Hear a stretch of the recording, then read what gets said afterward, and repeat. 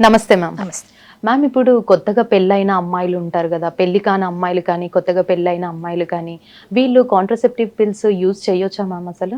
Contraceptive pills అనేది use చేయొచ్చమ్మా. Young పీపుల్‌కి అదే చెప్పాను కదా! డయాబెటిస్ కానీ, హైపర్ టెన్షన్ కానీ, advanced age more than 35 years ఉన్న వాళ్ళకి, వాళ్ళు కాకుండా స్మోకింగ్ వీళ్ళందరూ కూడా కాంట్రా ఇండికేటెడ్ అనమాట.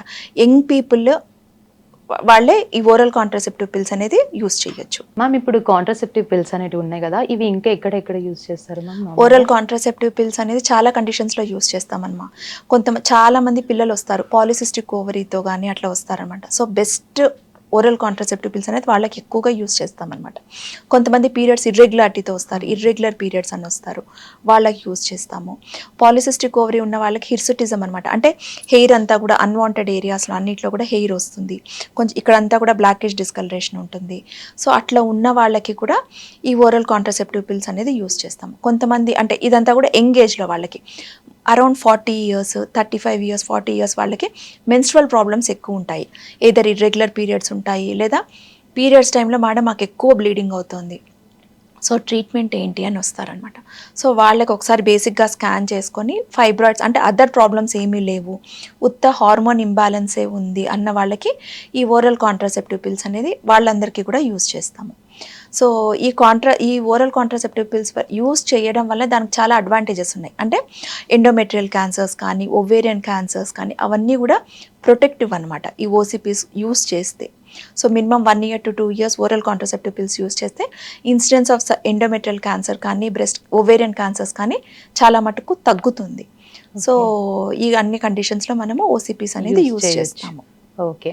సో, ఇప్పుడు ఈ టాబ్లెట్స్ యూజ్ చేసిన వాళ్ళకి ఎలాంటి సమస్యలు రావు కదా మ్యామ్ అసలు? యూజువల్‌గా ఓరల్ కాంట్రాసెప్టివ్ పిల్స్ అనేది సేఫ్ మెడికేషన్ మా. ఇప్పుడు మనం యూజ్ చేసే టాబ్లెట్స్ ఈస్ట్రోజన్ కానీ, ప్రొజెస్ట్రాన్ కంటెంట్ అనేది చాలా తక్కువగా ఉంటుంది. కాబట్టి సైడ్ ఎఫెక్ట్స్ అనేది చాలా మటుకు తక్కువగా ఉంటుంది. ఒకవేళ సైడ్ ఎఫెక్ట్స్ వస్తే కూడా బేరబుల్ అన్నట్లే, మైల్డ్ సైడ్ ఎఫెక్ట్సే ఉంటాయి. ముందుగా చెప్పినట్టుగా హెడేక్ కానీ, వామిటింగ్స్ కానీ, కొంతమందికి ఎలా అంటే నాసియా సెన్సేషన్, ఉత్త వామిటింగ్ సెన్సేషన్ మాత్రమే ఉంది అంటారు. కొంతమంది బ్రెస్ట్ అంతా కూడా కొంచెము ఎక్కువ సోర్గా ఉంది, టెండర్గా ఉంది అంటారు. సో, అవి సైడ్ ఎఫెక్ట్స్ అనేది బేరబుల్ అన్నట్లే లెక్క అనమాట. సో, కొంతమందికి అంటే సడన్గా స్ట్రోక్స్ వస్తాయి. అంటే యూజువల్గా కొంతమందికి ఫ్యామిలీ హిస్టరీలో ఉంటారనమాట. అంటే ఫ్యామిలీ హిస్టరీ ఆఫ్ థ్రాంబస్ కానీ, హార్ట్ ప్రాబ్లమ్స్ కానీ, ఏదైనా యాంజైనా కానీ, మయోకార్డియల్ ఇన్ఫాక్షన్స్ కానీ అవన్నీ కూడా ఫ్యామిలీలో ఎవరికైనా ఉన్నప్పుడు ఈ ఓరల్ కాంట్రాసెప్టివ్ పిల్స్ అనేది కొంచెం చూసి ఇవ్వాల్సి పడుతుంది. సో, ఇంకేమైనా డ్రగ్స్ మీద ఏమన్నా ఉన్నారా, అదర్ డ్రగ్స్ ఏమైనా వాడుతున్నారా అన్నట్లు కూడా చూసుకోవాలి. ఇంకొకటి స్మోకింగ్ చేసే వాళ్ళల్లో కూడా యూజువల్గా ఈ ఓరల్ కాంట్రాసెప్టివ్ పిల్స్ అనేది బెటర్ టు అవాయిడ్ అన్నట్లు. Okay. So, other modes of contraception చెప్తామన్నమాట. Copper T best. యూజువల్గా యంగ్ పిల్లలు అంటే ఇమీడియట్గా మ్యారేజ్ అయిన వెంటనే బెస్ట్ మోడ్ ఆఫ్ కాంట్రాసెప్షన్ ఏంటి అంటే ఓరల్ కాంట్రాసెప్టివ్ పిల్స్. అదే ఒక బేబీ ఉన్న తర్వాత ఇంకొక ప్రెగ్నెన్సీ వచ్చేదానికి టైంలో స్పేసింగ్ కోసం అయితే మాత్రం కాపర్ టీ అనేసి పెడతామన్నమాట యూజువల్గా. అంటే అది యూజువల్గా ఓపీ బేసిస్లోనే పెడతాము. పీరియడ్ అయిన తర్వాత 4th day or 5th day copper tea అనేది ఇన్సర్ట్ చేస్తామన్నమాట. ఈ కాపర్ టీ అనేది ఇన్సర్ట్ చేయడం వల్ల ఎలా అంటే లోకల్గా కాపర్ అయాన్స్ అవన్నీ రిలీజ్ అవ్వి స్పర్మ్ని పైకి అసెండ్ అవ్వకుండా చేస్తుంది. సో, కొంచెం స్పేసింగ్ కావాలి, ఒక బేబీకి మధ్య మనకి స్పేసింగ్ కావాలి అంటే కాపర్ టీ అనేది బెస్ట్.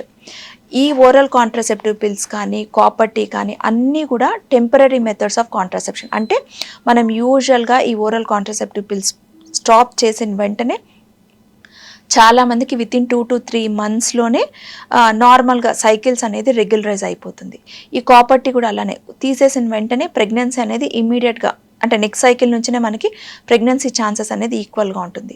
ఇది ఓరల్ కాంట్రాసెప్టివ్ పిల్స్ మీద మోస్ట్ కామన్ మిత్ ఏంటి అంటే, మేడం ఈ టాబ్లెట్స్ వాడితే మాకు నెక్స్ట్ పిల్లలు పుడతారా అన్నది చాలామంది అడుగుతుంటారు మమ్మల్ని. నెక్స్ట్ ప్రెగ్నెన్సీ వస్తుందా, ప్రెగ్నెన్సీ రాకుండా అయిపోతుందేమో అంటారు. అది కంప్లీట్ మిత్ అండి. ఫర్టిలిటీ మీద అంటే పిల్లలు పుట్టకుండా ఉండేది అలా ఏమీ లేదు. సో, ఆ హార్మోన్స్ ఆ వరకే 1 or 2 months వరకే యాక్ట్ చేస్తుంది. దాని తర్వాత కంప్లీట్గా విత్డ్రా అయిపోతుంది మన బాడీ నుంచి. సో, యూజువల్గా నార్మల్ ఓవ్యులేషన్ కానీ అన్నీ కూడా స్టార్ట్ అయిపోతుంది వితిన్ 2 to 3 months. సో, పిల్లలు పుట్టరు అనేది అది కంప్లీట్ మిత్ అనమాట. ఇంకొక మోస్ట్ కామనెస్ట్ మిత్ ఏంటి అంటే ఓవేరియన్ సిస్ మేడం మేము ఈ టాబ్లెట్స్ వేసుకున్నాము, అప్పటి నుంచి మాకు సిస్ట్లు స్టార్ట్ అయ్యాయి మేడం, అంతకుముందు మాకు సిస్ట్లే లేవు మేడం అని అడుగుతారు. ఓరల్ కాంట్రాసెప్టివ్ పిల్స్ అనేది యాక్చువల్గా సిస్టిక్ ఓవేరియన్ సిస్ ఉంటే అది one of the treatment modality. అంటే ట్రీట్మెంట్కి ఓసిపిస్ ఇస్తాము. సో ఓరల్ కాంట్రాసెప్టివ్ పిల్స్ వల్ల సిస్ట్లు వస్తాయి అనేది లేదు, చాలా మటుకు ఛాన్సెస్ చాలా మటుకు తక్కువ అనమాట. So best method of contraception other than అంటే ఇప్పుడు ఈ కాలంలో అంటే అన్వాంటెడ్ ప్రెగ్నెన్సీస్ కంటే ప్రెగ్నెన్సీ వచ్చి అబార్షన్ చేసుకునే దాని బదులు ఓరల్ కాంట్రాసెప్టివ్ పిల్స్ అనేది యూస్ చేస్తే చాలా మంచిది. ఓకే. అంటే ఇప్పుడు కొందరు ఇట్లా అనుకుంటారు కదా మ్యామ్, ఒక బేబీ పుట్టిన తర్వాతకి మళ్ళీ ఒక 2 years అట్లా గ్యాప్ తీసుకొని మరి అట్లా తీసుకుందాం అనేసి అనుకుంటారు కదా మ్యామ్. అట్లా 1-2 years కూడా కొందరు తీసుకున్న వాళ్ళు ఉన్నారు. సో అట్లాంటి వాళ్ళు అన్ని ఇయర్స్ అట్లా వేసుకుంటే ఏం ఎఫెక్ట్స్ అట్లా ఏమి ఉండదా మ్యామ్ మరి? ఒక బేబీ నుంచి ఇంకొక బేబీకి స్పేసింగ్ ఉండాలి అనుకుంటే కాపర్ టీ బెస్ట్.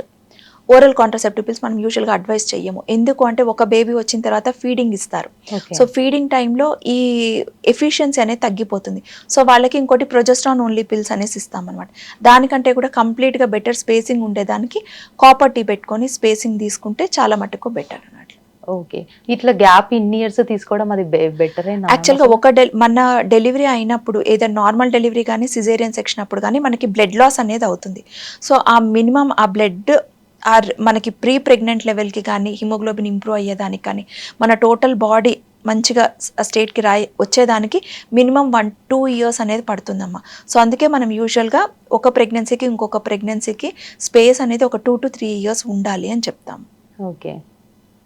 సో ఏం కాదంటారు, ఏం కాదు, best time 2 years. 2 years. Okay.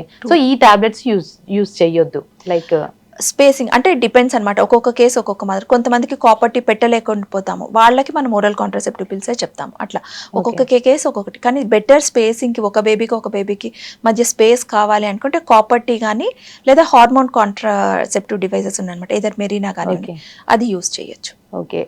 ఏమంటారు, ఏమైనా సైడ్ ఎఫెక్ట్స్ ఉన్న వాళ్ళు కూడా అట్లా యూజ్ చేయొచ్చా? కాపర్ టీ అనే దానికి కాపర్ టీకి most of the time side effects ఉండవండి. దానికి కూడా చాలా మిత్స్ ఉన్నాయి. మేడం అది పెట్టుకుంటే పీరియడ్స్ ఇర్రెగ్యులర్ అవుతుందా, ఇలా అవుతుందా, అలా అవుతుందా అని అడుగుతా. సో అంటే కొంతమందికి కాపర్ టీ అనేది పడుతుంది, కొంతమందికి పడకుండా ఉంటుంది. అది తీసేస్తే సరిపోతుంది కదా అట్లా.